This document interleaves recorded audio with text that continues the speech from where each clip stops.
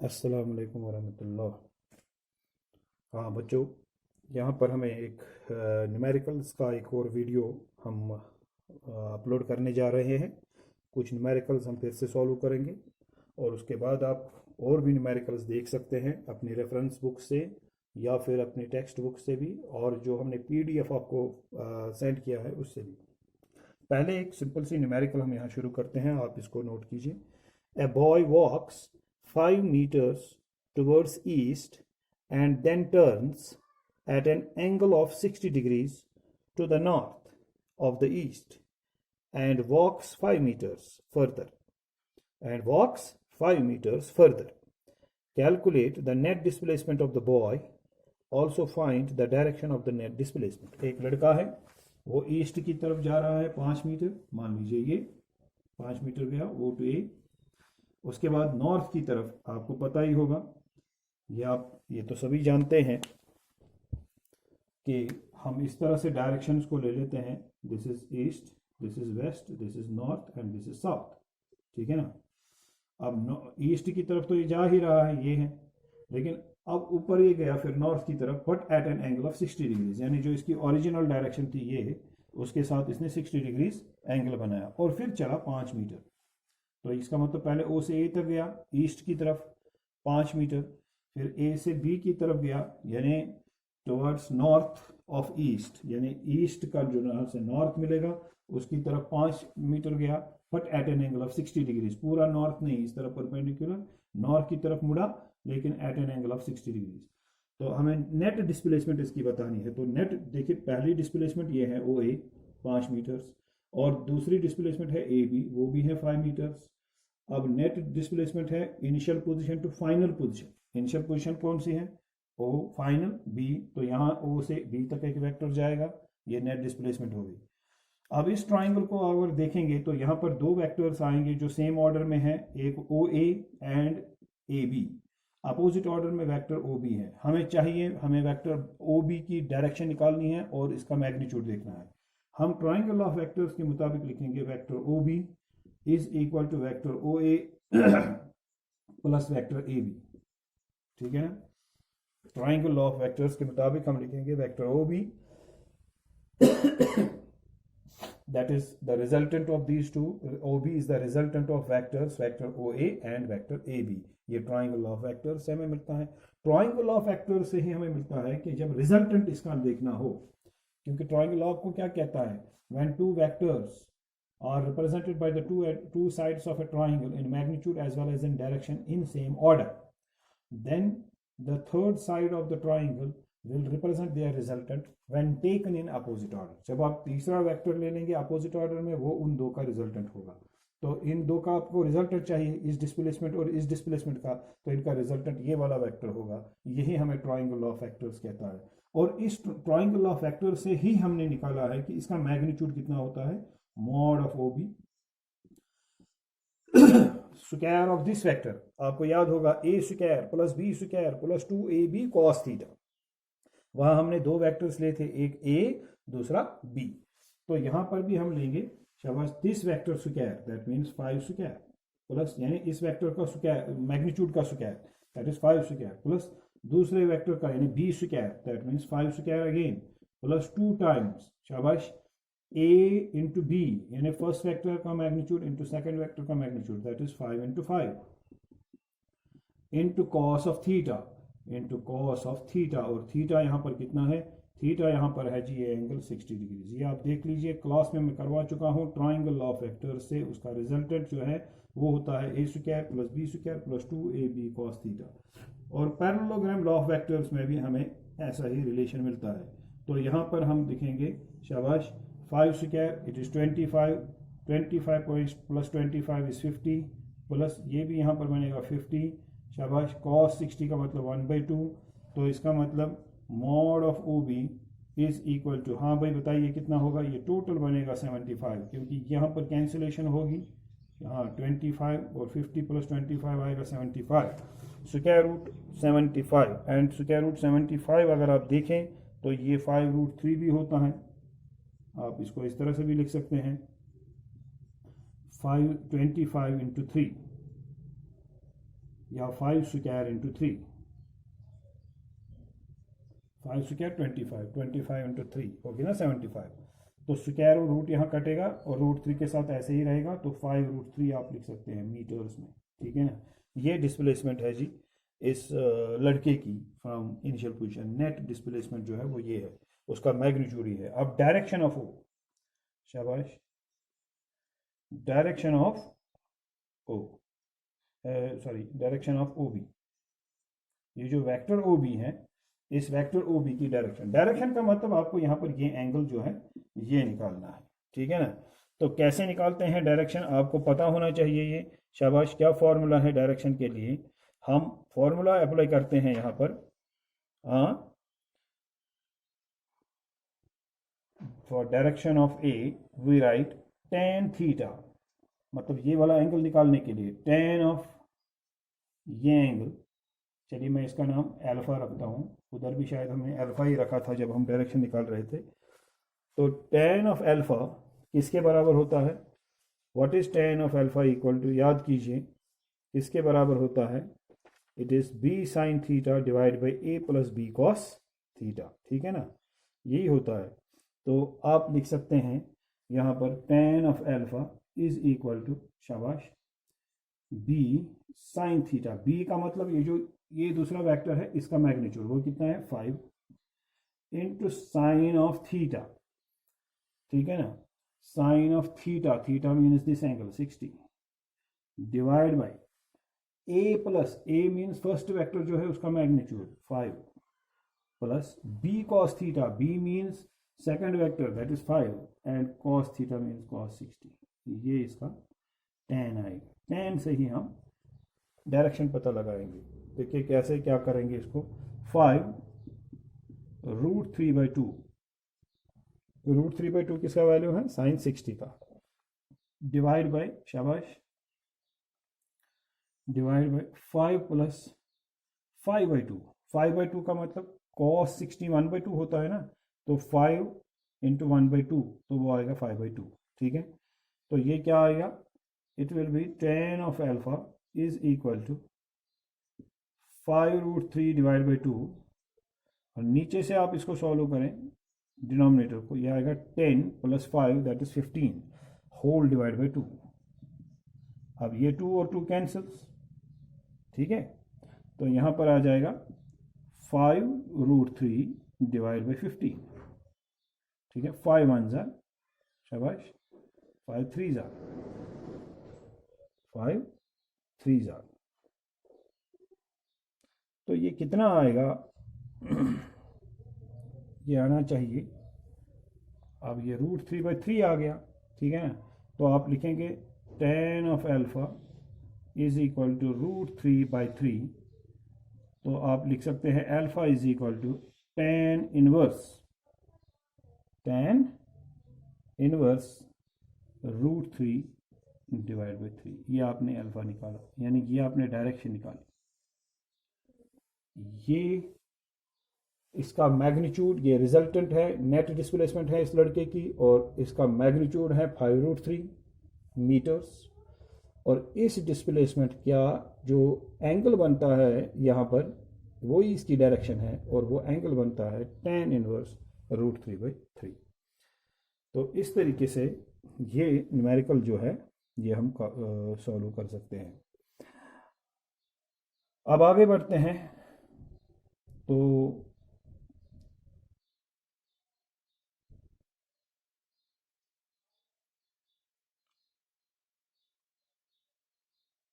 एक मिनट, यहाँ पर थोड़ी सी कैलकुलेशन में मुझे गड़बड़ लगती है। This is 5√3/2, this is 5 plus 5/2, this is 10 plus 5, this is 15 divide by 2, अब 2 यहाँ पर 3, नहीं ये ठीक है, ठीक है। तो नेक्स्ट,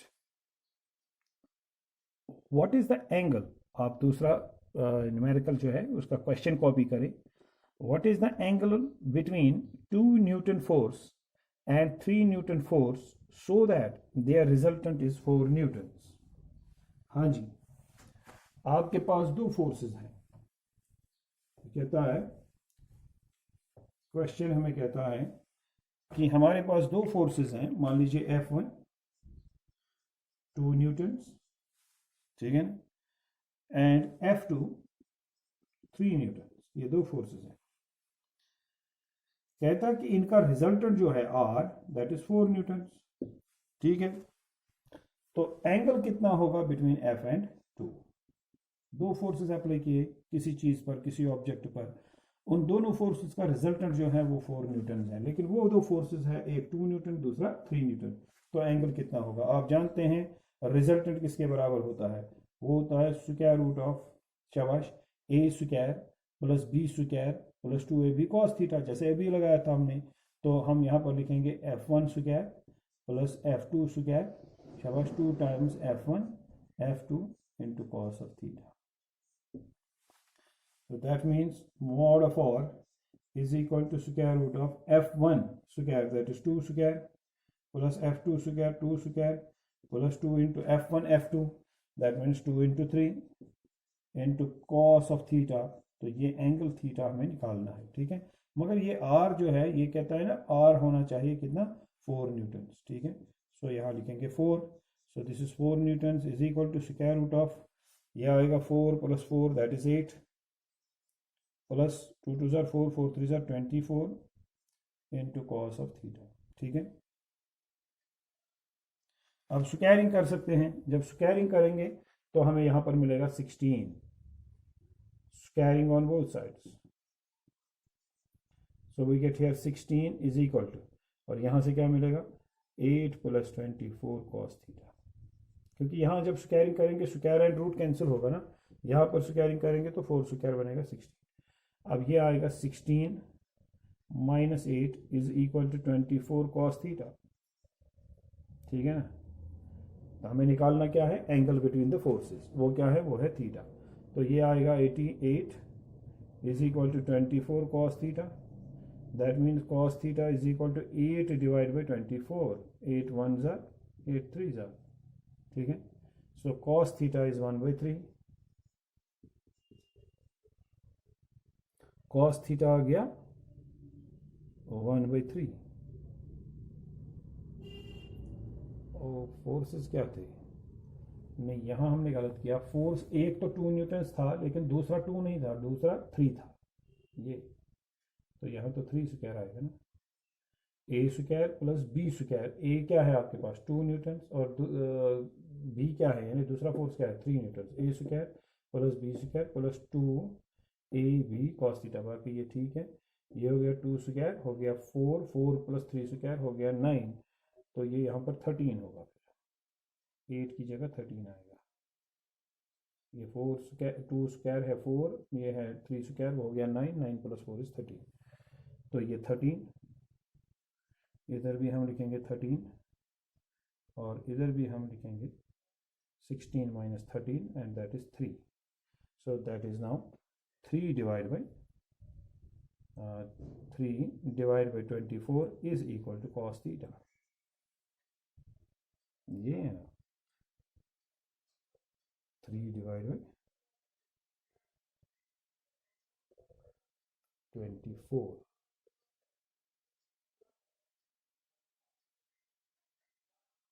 ठीक है। 24 कहाँ पर आ गया था? ये आ गया था यहाँ, ये 2 स्क्वायर, ये 3 स्क्वायर, ये आ गया 2, यानी फार्मूला का F1 भी है 2, और 3 F2 जो है ये है 3, 2 2 ज़ार 4 4 3 ज़ार 12, यहाँ भी तो चेंज होगी ना, 12, ठीक है, 12,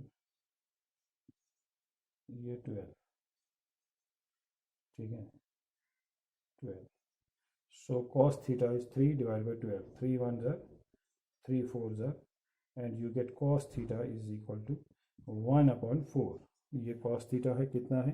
ये 1/4 है, तो थीटा कितना होगा? Theta will be equal to, शाबाश, कॉस इनवर्स 1/4, ये, ठीक है ना। चलो यार, next one, the resultant of two forces. हाँ नोट करें, आप नोट करें। The resultant of two forces of magnitudes 12 newtons and 3 newtons on a body of 13.74 newtons. The resultant of two forces of magnitudes 12 newtons and 3 newtons on a body is 13.74 newtons. Find the angle between the forces. What is the direction of the resultant force with respect to 12 newton force? ठीक है ना। अब दो forces हैं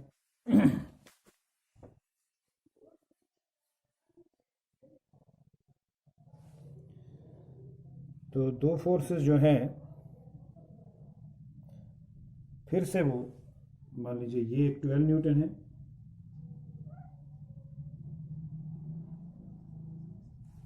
ठीक है, और ये है दूसरा फोर्स, व्हाट इज इट, ये है जी 2 न्यूटन, नहीं 3 न्यूटन, ये 3 न्यूटन, ठीक है। अब अगर हम एक पैरेललोग्राम कंप्लीट करते हैं पहले, देखिए, तो फिर ये रिजल्टेंट है according to parallelogram law of vectors, ये तो रिजल्टेंट है। हमें बताना है इस रिजल्टेंट की डायरेक्शन क्या है with respect to this 12 newton force, यानी इसकी डायरेक्शन यानी अल्फा, ये रिजल्टेंट क्या एंगल बनाएगा 12 न्यूटन के साथ। साथ में हमें ये भी बताना है कि what is the angle between these two forces. देखिए एक फोर्स क्या है आपका 12 न्यूटन, ये देखिए, दूसरा 3 न्यूटन। अगर आप इसको प्रोड्यूस करेंगे इस वाले साइड को, तो ये बन गया एंगल, किसके दरमियान बन गया 12 न्यूटन, हाँ 12 न्यूटन फोर्स और 3 न्यूटन फोर्स के दरमियान। मगर ये एंगल इस एंगल के बराबर होगा, क्योंकि ये कॉरस्पॉन्डिंग एंगल्स हैं, और वैसे भी ये 3 न्यूटन है तो ये भी 3 न्यूटन ही है, क्योंकि ये अपोजिट साइड ऑफ पैरेललोग्राम है, ठीक है ना, और इक्वल होते हैं। तो लेकिन यहाँ पर हम कहेंगे कि ये है angle, this is the angle, यहाँ पर हम कहेंगे ये एंगल है between this 12 Newton and 3 Newton, और यही एंगल इसके बराबर होगा विद कॉरस्पॉन्डिंग एंगल। हमें बताना क्या है, हमें कहना कि भाई हमें बताना है कि 12 न्यूटन और 3 न्यूटन के दरमियान जो ये एंगल है वो हमें मेजर करना है, यानी ये एंगल मेजर करना है थीटा। अब ये भी थीटा ही है तो ये भी थीटा ही है, ठीक है ना। तो और दूसरा हमें मेजर करना है कि ये जो इसकी रिजल्टेंट है वो दिया हुआ है कि इनका रिजल्टेंट जो है ये कितना है, ये है 13.74 न्यूटन। इसने जो एंगल बनाया है इस 12 न्यूटन के साथ वो है अल्फा, ये हमें बताना है अल्फा कितना होगा, direction of resultant with respect to 12 newton, ठीक है। अब हम फिर से कहेंगे कि वी नो दैट और यानी मॉड ऑफ और यानी रिजल्टेंट जो होगा वो किसके बराबर होगा, मॉड ऑफ और is equal to square root of, शाबाश, f1 स्क्वायर यानी a square plus f2 square means b square, हाँ, plus 2 times f1 f2 into cos of theta, ठीक है।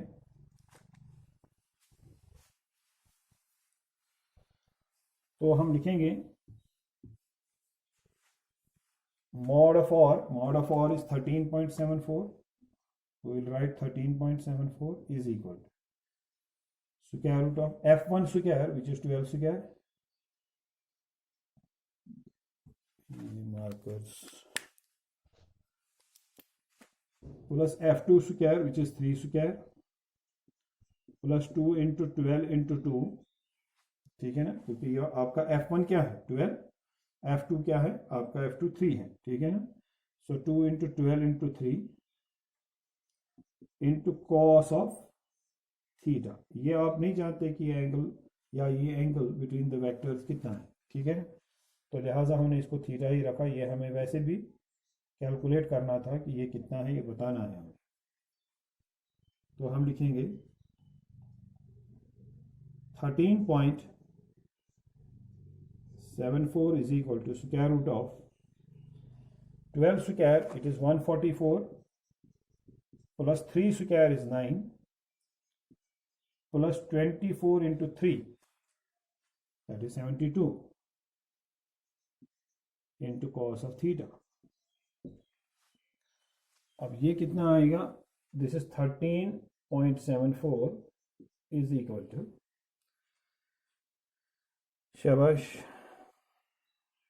ये और ये अगर ऐड करेंगे तो हमें क्या मिलेगा, हमें मिलेगा और ये 6 हो गया 50, यहाँ पर आएगा स्क्वायर रूट ऑफ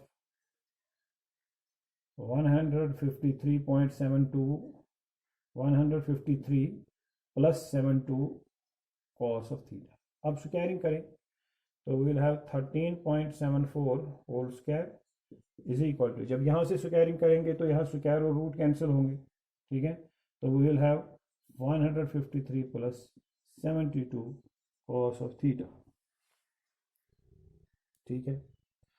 अगर इस स्क्वायर को आप देखें 13.74 को, तो ये अप्रोक्सीमेटली कितना होना चाहिए, तो इसको भी रहने देते हैं, मैं इस तरह से लिखूंगा 13.74 square minus 153 is equal to, शाबाश, is equal to 72 into cos of theta, ठीक है। अब ये इसका स्क्वायर वो हो गया 13 इंटू 13, वो हो गया तो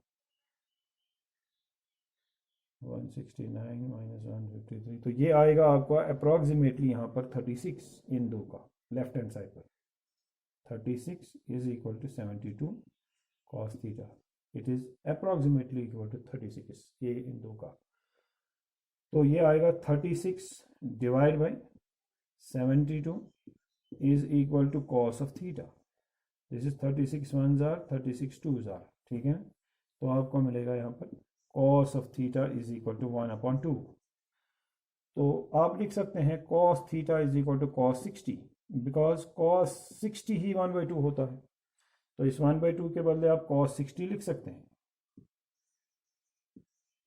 अब एंगल को कंपेयर कीजिए, यहाँ से भी कॉस है, यहाँ से भी, और एंगल यहाँ से है थीटा, फिर यहाँ से इक्वल टू 60 डिग्री, तो आपका थीटा जो है वो आ गया 60 डिग्रीज आ गया वो, ठीक है। अब आपको क्या निकालना है, अब आपको डायरेक्शन निकालनी है, ठीक है ना, किसकी डायरेक्शन, आपको इस की डायरेक्शन, यानी ये एंगल निकालना है, ये वाला एंगल, यानी इस रिजल्टेंट की direction with respect to this force, that means alpha. तो ये आप जानते हैं, आप अल्फा कैसे निकालते हैं, शाबाश, tan of alpha is equal to B sine theta divide by, शाबाश, A plus B cos theta, ये आपका फॉर्मूला है,